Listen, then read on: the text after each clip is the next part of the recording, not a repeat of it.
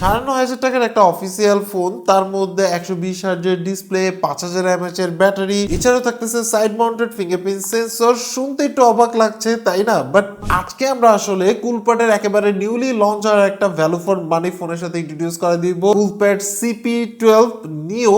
এই ফোনটা অ্যাকচুয়ালি এই ফোনের মধ্যে কি আছে না আছে এবং কাদের জন্য এই ফোনটা এবং আসলে কি ভ্যালু ফর মানি কিনা, টোটাল ডিটেলস নিয়ে আজকের ভিডিওটি। সো চলুন শুরু করি আজকের ভিডিও। সো প্রথমেই আমরা আসলে আনবক্সিং করে ফেলি। বক্স খোলার সাথে সাথে পেয়ে যাচ্ছে আমাদের কাঙ্ক্ষিত স্মার্টফোনটাই ছিল user manual, SIM injector tool, then 18 ওয়াটের ফাস্ট চার্জার, মানে আউট অফ দ্য বক্সে পেয়ে যাচ্ছেন type C cable, silicone case, যেটা মোটামুটি স্ট্যান্ডার্ড। এবং আপনি যদি ফোনের সাথে ইউজ করেন তাহলে সেই ক্ষেত্রে আমার কাছে মনে হয় যে মোটামুটি ভালোই বানাচ্ছিল আর কি।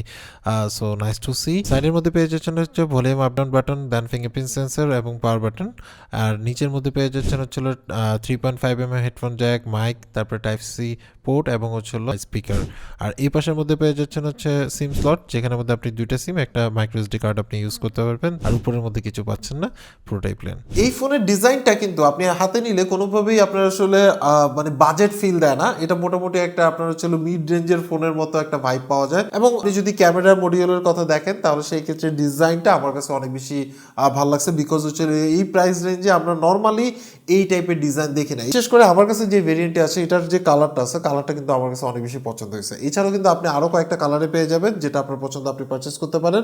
এছাড়াও এর সাইড মাউন্টেড যে ফিঙ্গারপ্রিন্ট সেন্সরটা আছে সেটা কিন্তু মোটামুটি ফাস্ট এবং ইজি টু রিচ, আপনি ইজিলি রিচ করতে পারবেন। মানে বারবার হচ্ছে প্যাটার্ন বা পিন দেওয়ার মানে ঝামেলা ছাড়া আপনি কিন্তু আপনার ফিঙ্গারপ্রিন্ট দিয়ে ইজিলি আপনার ফোনটাকে আনলক করে ফেলতে পারতেছেন। এছাড়াও এই ফোনে পাচ্ছেন হচ্ছে 6.56 ইঞ্চের আপনার হচ্ছে এইচডি প্লাস আইপিএস ডিসপ্লে, যেটা মোটামুটি ব্রাইট বলা যায়। ইনডোর কন্ডিশনে আপনি ইজিলি ইউজ করতে পারবেন।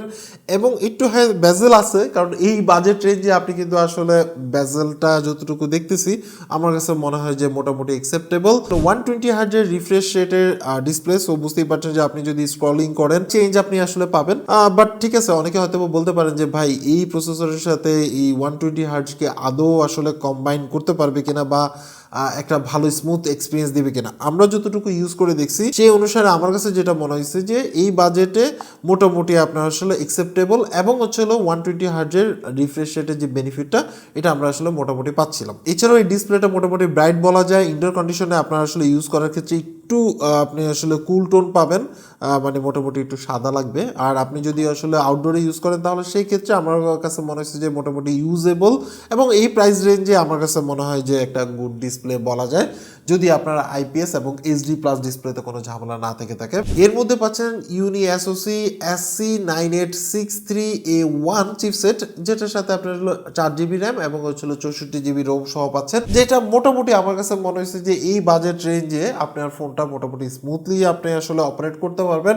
হ্যাঁ, একটু বেটার চিপসেট হলে ভালো হতো, বাট আপনাকে বাজেটও চিন্তা করতে হবে। আমরা মোটামুটি টেস্ট করে যতটুকু দেখছি ডেইলি ইউজের ক্ষেত্রে আপনি আসলে কোনো প্যারা পাবেন না।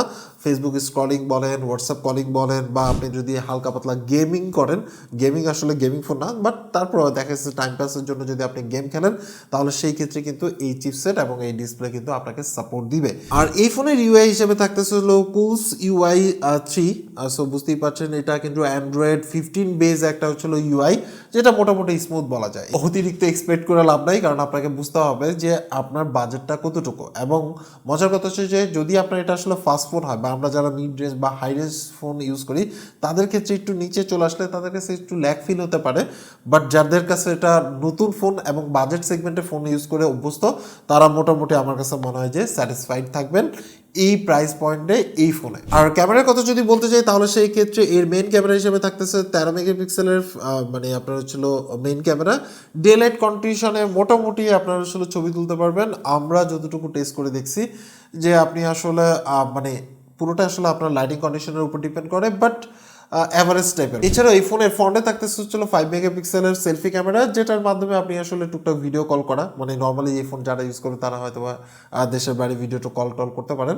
সো সেই ক্ষেত্রে আপনি আসলে হতাশ তেমন একটা হবেন না, কারণ আসলে আপনার বাজেটও চিন্তা করতে হবে। সো এক কথায় এই ফোনের মাধ্যমে আপনি আসলে ভালো লাইটিং কন্ডিশনে মোটামুটি ইউজেবল আপনি হচ্ছে পিকচার তুলতে পারবেন বা ভিডিও করতে পারবেন।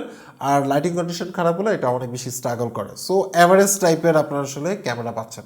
এর মধ্যে ইউজ করা হচ্ছে 5000 mAh ব্যাটারি এবং 18 ওয়াটের ফাস্ট চার্জার আপনি কিন্তু আউট অফ দ্য বক্সে পেয়ে যাচ্ছেন। সো সেই ক্ষেত্রে দেখা গেছে যে একবার চার্জ দিলে এই যে প্রসেসর এবং এই যে ডিসপ্লে সব মিলাই ঝিলা আপনি আসলে আর 1.5 দিনের মতো ব্যাটারি ব্যাকআপ পেতে পারেন। তারপর এটা আপনার আসলে ইউজের উপর ডিপেন্ড করে। যাদের বাজেট আসলে 9,500 টাকা এবং আপনি চাচ্ছেন একটা অফিসিয়াল ফোন পারচেস করতে যার মধ্যে মোটামুটি সকল কিছু থাকবে, ফর এক্সাম্পল মনে করেন সাইড মাউন্টেড ফিঙ্গারপ্রিন্ট সেন্সর, তারপরে আপনার হচ্ছে 3.5 mm হেডফোন জ্যাক, দেন হচ্ছে FM রেডিও, মোটামুটি ল্যাগ ফ্রি, আপনার হচ্ছে ইউআই, মানে যারা আসলে এই বাজেট চিন্তা করেন তাদের ক্ষেত্রে। এছাড়াও আপনি ডিসেন্ট কোয়ালিটির আপনার হচ্ছে টুকটাক ছবি টবি তুলতে চান, ডেইলি টাস্কিংগুলো করবেন, যেমন ফেসবুক স্ক্রলিং, তারপরে হচ্ছে টুকটাক ভিডিও কল, কথা বলা, এই টাইপের যদি চিন্তা ভাবনা করে থাকেন তাহলে সেই ক্ষেত্রে আপনি চাইলে এটাকে কনসিডার করতে পারেন। এরপরও কিনবেন না কিনবেন টোটালটাই আপনার উপর ডিপেন্ড করে। আমরা জাস্ট হচ্ছে এই ফোনটাকে আপনার সাথে ইন্ট্রোডিউস করে দিলাম। তো আজকে এই পর্যন্ত। অ্যাকচুয়ালি আপনার কাছে এই ফোনটা কেমন লাগছে সেটা অবশ্যই কমেন্টস করে জানাবেন। সবাই ভালো থাকবেন, আল্লাহ হাফেজ।